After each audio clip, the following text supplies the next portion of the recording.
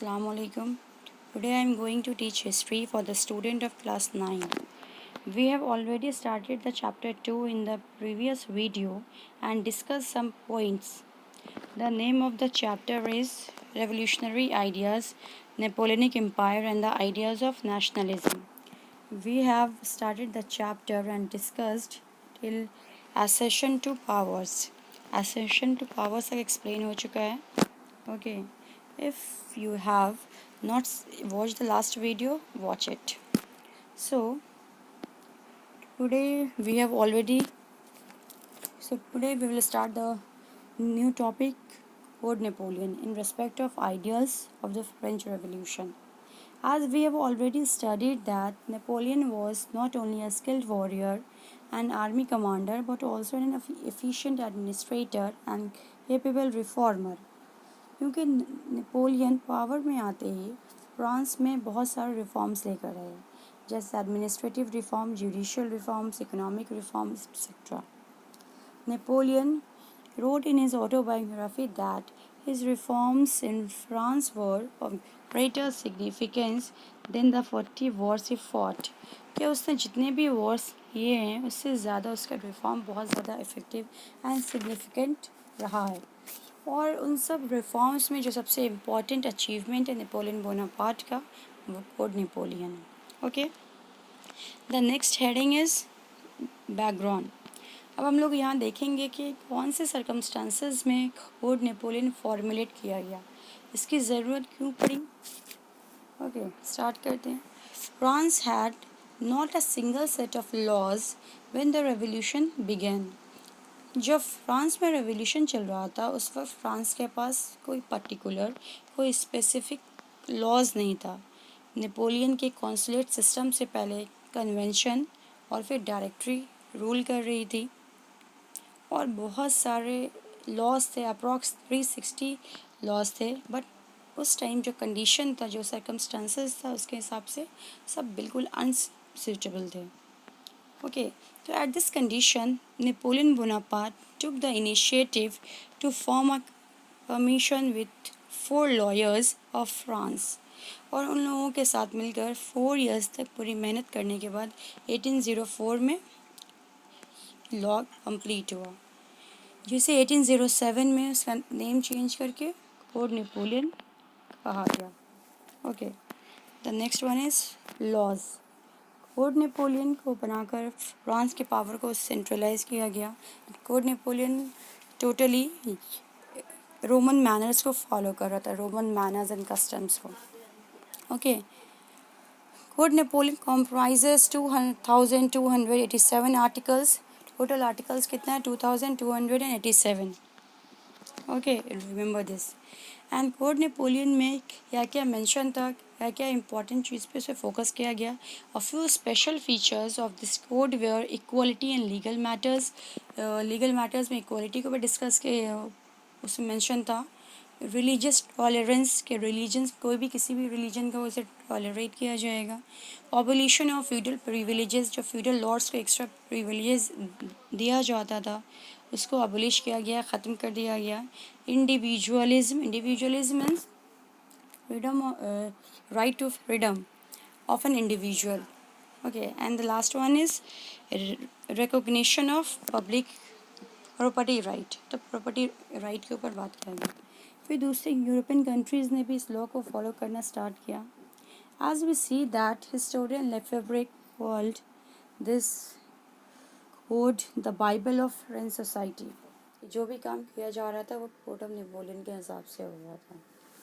Okay, and Napoleon was called the Justinian too because of his achievement with the court. The next heading is flaws. Now we are discussing on flaws of Code Napoleon. Okay, Code Napoleon में बहुत सारा mistake था, बहुत सारा flaws था, बहुत सारे important topics के ऊपर कोई लॉज नहीं था, कोई बात नहीं की गई थी जो होना चाहिए था. ओके, जब नेपोलियन का राइज हो रहा था उस वक्त क्या था नेपोलियन का statement, I am the revolution. लेकिन कुछ मिस्टेक की वजह से फिर वो लास्ट में उसका स्टेटमेंट क्या होता है, आई destroyed the revolution.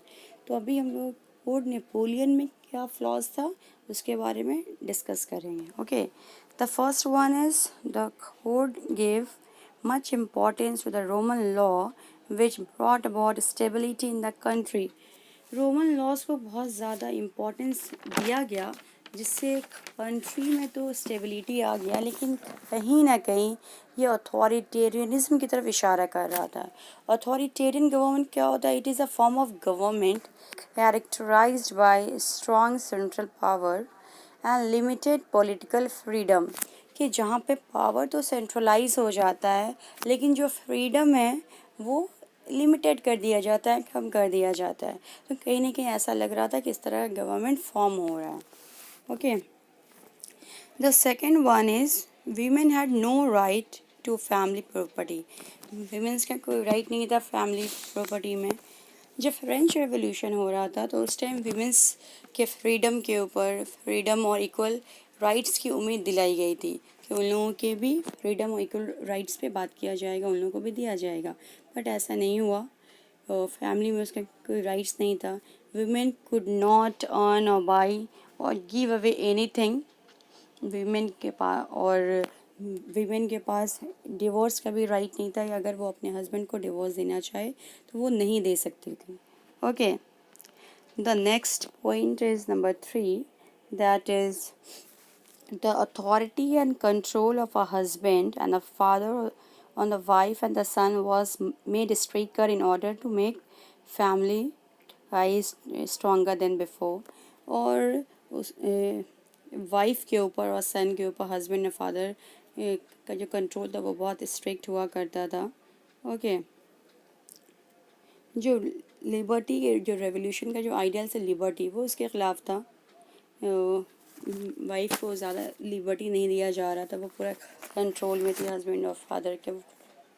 Okay, and the fourth point is workers right were not acknowledged. और उस कोड नेपोलियन में कहीं पे भी वर्कर्स के राइट के बारे में डिस्कशन नहीं था, कहीं पे भी इसके बारे में कोई आर्टिकल नहीं था. तो जिसकी वजह से वर्कर कुछ भी डिमांड नहीं कर पा रहा था.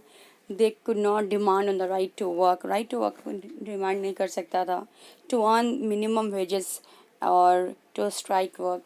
तो ये सारा फ्लॉज है जहाँ पे वीमेंस राइट नहीं है, के बारे में कोई डिस्कशन नहीं है, वर्कर्स के बारे में कोई डिस्कशन नहीं है. The explanation of code of Napoleon is completed now. Background, laws and flaws सब कंप्लीट हो गया है. आई होप आप लोगों को समझ में आ गया होगा. अगर कहीं पे कुछ कन्फ्यूजन हुआ तो कमेंट सेक्शन में पूछ सकती हो.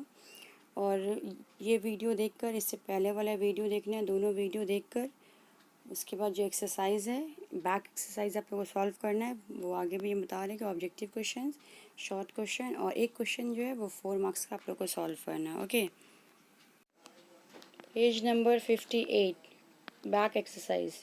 इसमें question number A objective answers है, वो सॉल्व करना है.